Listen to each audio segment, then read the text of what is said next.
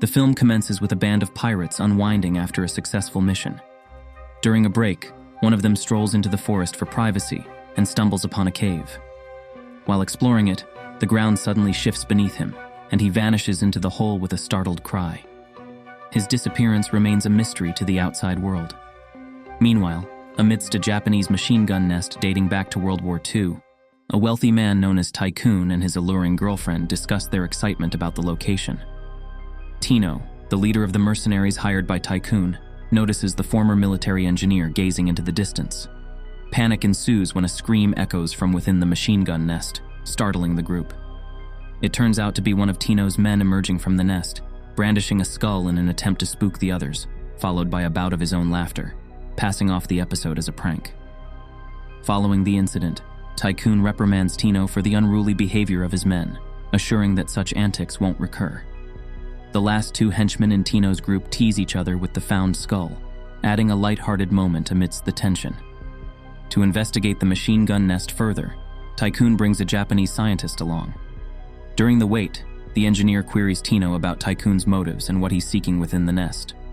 Tino confesses his lack of interest in understanding Tycoon's motives, emphasizing his disinterest in the intricacies of the job. The engineer expresses a sense of unease, suggesting a feeling of being followed, particularly considering the heightened pirate activities in the vicinity. Continuing their trek deeper into the forest, the group arrives at the entrance of a defunct mine once operated by the Dutch. The engineer posits a theory about its abandonment and subsequent takeover by the Japanese. Tycoon interjects, stating that the mine was repurposed into a military bunker, precisely what they seek. However, the engineer warns about recent seismic activity, hinting that the entire area might be unstable. Seeking clarification, he questions the scientist about her association with Tycoon. The scientist reveals her presence for personal research, driven by a desire to delve into World War II, particularly to comprehend the psychological aspects of soldiers and their actions. In response, the engineer explains the process of conditioning soldiers, describing how they are dismantled psychologically and rebuilt with an altered perspective, allowing them to reconcile with acts of violence.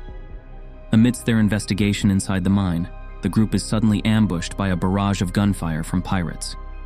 Despite the engineer's ongoing exploration, they are forced to flee inside the mine for cover.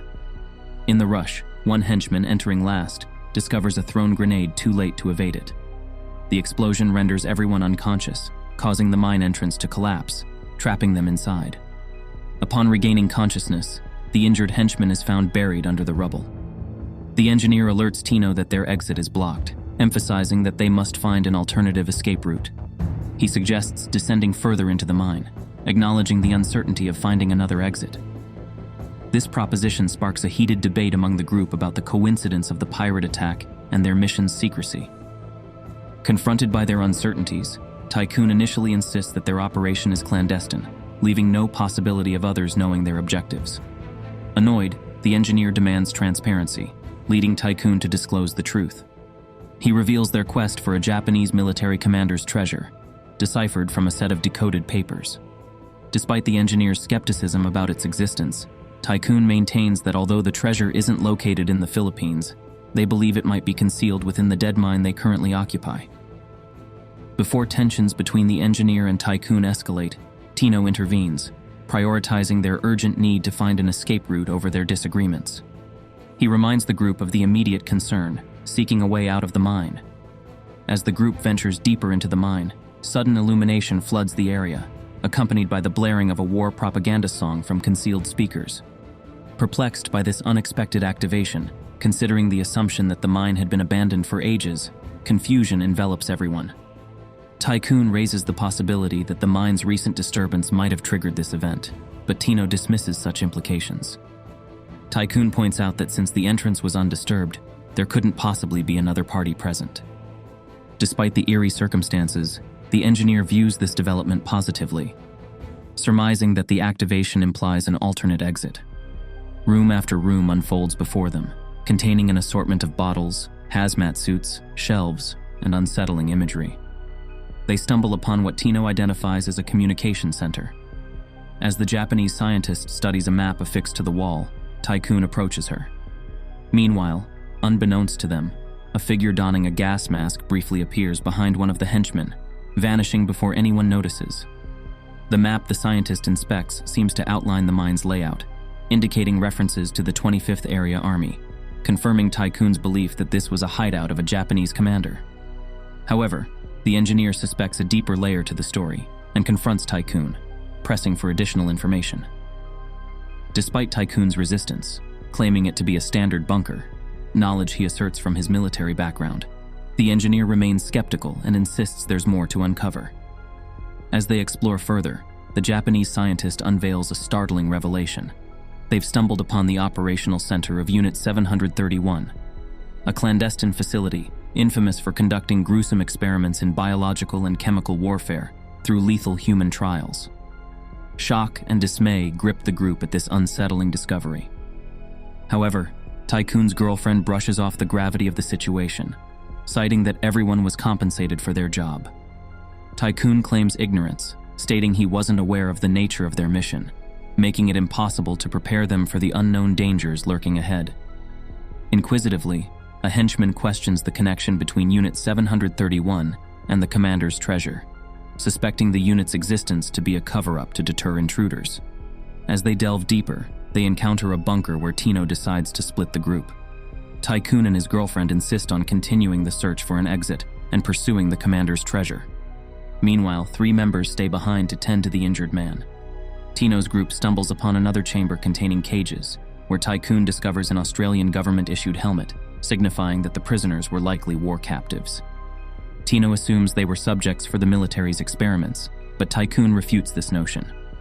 Curious, the engineer questions the Japanese scientist about her motive for joining Tycoon's group, to which she confirms her interest was connected to Unit 731. As they rest, a scraping sound alarms them. The injured man, startled, witnesses the ground shifting beneath him, and he is dragged into a newly formed hole by unseen hands. Startled, the 3 witnesses a mutant figure fleeing the scene, prompting the engineer to demand an explanation from the Japanese scientist, who denies any knowledge of the creature. In a desperate attempt to rescue their companion, the man jumps into the hole, followed by the engineer and the Japanese scientist. Inside, they discover the henchman's lifeless body, throat slit, and eyes vacant. The engineer consoles the Japanese scientist and urges her to keep moving forward. Distraught, they fail to notice the figure in a gas mask until it's too late. The masked individual knocks out the engineer as the Japanese scientist cries out. Meanwhile, another mutant seizes the man, hurtling him into a cavern teeming with human remains, including the mutilated body of the pirate from an earlier encounter, suggesting it was preyed upon by the mutants. While exploring, the man encounters more mutants, one with a metal cage affixed to its head. Startled, he quickly eliminates one mutant approaching him. Examining the body, he discovers the peculiar headgear, but another mutant ambushes him, wresting away his rifle. In the ensuing struggle, another mutant claws at his eyes, impairing his vision. Despite managing to fend off the attackers momentarily, he's outnumbered and his gun jams. Realizing his imminent fate, he discards the weapon and stares upward, resigned to his dire situation. Helpless, he's grabbed by one of the mutants, and his scream pierces the air. The engineer regains consciousness to the sound of the war propaganda song and voices speaking Japanese. He encounters the gas mask-wearing individual, who restrains him, brandishing a small sword. The Japanese scientist translates that they are now captives of the Japanese Imperial Army. Amid the chaos, the Japanese scientist attempts to convey to the gas mask-wearing man that the war has ended. Frustrated by the man's refusal to believe her, the engineer impulsively assaults him. As she pleads for him to stop, the engineer removes the gas mask, revealing a weathered, elderly face beneath it. Despite her efforts to reason with him and show historical footage on her tablet depicting Japan's surrender in 1945, the man reacts intensely, appearing distressed. He then kneels before a body draped in the Japanese flag. As the group searches for an exit, Tycoon falls victim to a mutant surprise attack, the creature stabbing him in the left shoulder with a bone. Reacting swiftly, Tino shoots at the mutant, but the creature remains unfazed. It redirects its aggression from Tycoon to Tino, assaulting him ferociously, overpowering him with relentless strikes. As the fight with the mutant escalates, Tino's henchman fires at the creature, yet it seems impervious to the gunfire. In a desperate move, he seizes a broken metal shelf, fashioning it into a makeshift spear, and thrusts it into the mutant's side, finally ending its life. Meanwhile, the engineer and the Japanese scientist uncover the gas mask man's history. He reveals that he and a companion were left guarding the mines by the Japanese army in 1945. When his companion aimed to surrender upon the army's departure, they quarreled, resulting in the gas mask man killing his fellow guard. It becomes evident that the mutants are former prisoners of war. Subjected to gas experiments by the Japanese military, they transformed into mutants. The group learns that after experimenting on prisoners, the Japanese military shifted their focus to their own soldiers. The gas mask man and others were injected with a formula aimed at maintaining youth and strength, but it proved unsuccessful. Despite assuming he might be the last subject, the gas mask man reveals that perfected versions of the formula were administered to the elite Imperial Guards. Turning attention back to Tino's group, they notice a tattoo on the mutant's head, inscribed in Japanese. Tycoon translates it to Australian 24 years, indicating the mutant was an Australian prisoner of war. Puzzled, Tino questions how this is possible, to which Tycoon admits his lack of certainty, but speculates it might relate to the workings of Unit 731. Faced with the sealed exit they arrived through, the group begins to contemplate their options, feeling increasingly resigned. As Tino resolves to explore further, the group discovers a grim scene in the next room, an emaciated body, desiccated and gruesomely mutilated, likely a victim of an experiment. Its abdomen is slit open, exposing a protruding brain. Tycoon finds a syringe containing an unknown liquid and traces of gold, suspecting it as remnants of the commander's treasure, much to his dismay. Amidst attempts to open a door, Tycoon's girlfriend questions why the gold was mixed with the substances used by the Japanese military. Tycoon explains that it's believed to be the ancient elixir of life, a cornerstone of alchemical pursuits. Losing hope, he recognizes the potential value of the unknown substance in the syringe. He entrusts it to his girlfriend, acknowledging its possible significance in transforming prisoners into mutants, potentially surpassing the value of the commander's treasure. As the door finally gives way, Tino and his companion stumble upon a vast chamber filled with numerous figures clad in samurai attire.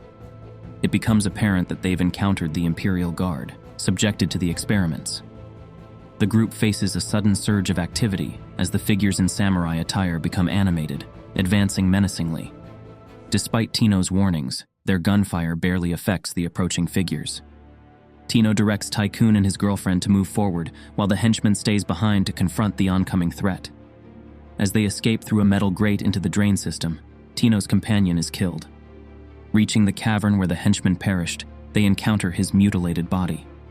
While examining the scene, another mutant attacks Tycoon, overpowering him. In a desperate struggle, Tino manages to fend off the mutant, using a bone fragment to fatally strike and kill the creature. Returning to the sewage system, they eventually reunite with the engineer, the gas mask man, and their desperate quest for an exit. Tino inquires of the engineer whether the gas mask man knows a way out. The engineer ponders, proposing that since the mutants can venture outside to hunt and scavenge, they might possess knowledge of an exit. Unbeknownst to them, Tycoon's girlfriend clandestinely injects Tycoon with the unknown substance from the syringe as he is barely holding on. As they scramble to evade the approaching Imperial Guard, the gas mask man opts to remain behind, offering himself in penance for his failure to the Japanese military. Meanwhile, one of the Imperial Guard releases a mutant from its head cage, heightening the danger. Attempting to find their way out, they encounter what seems like an exit but face an ambush by mutants. In a panicked frenzy, Tycoon's girlfriend, attempting to force the door open, separates herself from the rest of the group. She discovers the mutants' tunnel used for entering and exiting the mines, leaving the others stranded outside. Unfortunately for her, the main antagonist, Tycoon, driven insane by the injected formula, swiftly ends her life. The remaining three find themselves cornered by a guard. A Japanese scientist discovers an alternate path through a drain to the sewage system, sacrificing for the chance of escape. Tino chooses to stay behind, while the other two end up in water. The scientist leads the way to another exit, but an Imperial Guard appears, hindering the engineer's pursuit. Only the Japanese scientist manages to escape and ends up in the middle of a lake. As she swims towards the shore, an exhausted Imperial Guard emerges from the water. Despite her attempts to defend herself with a branch, the Imperial Guard overpowers her, lifting her by the throat. Suddenly, more guards appear from the water's depths, causing the Imperial Guard to cast the scientist aside and wield a katana.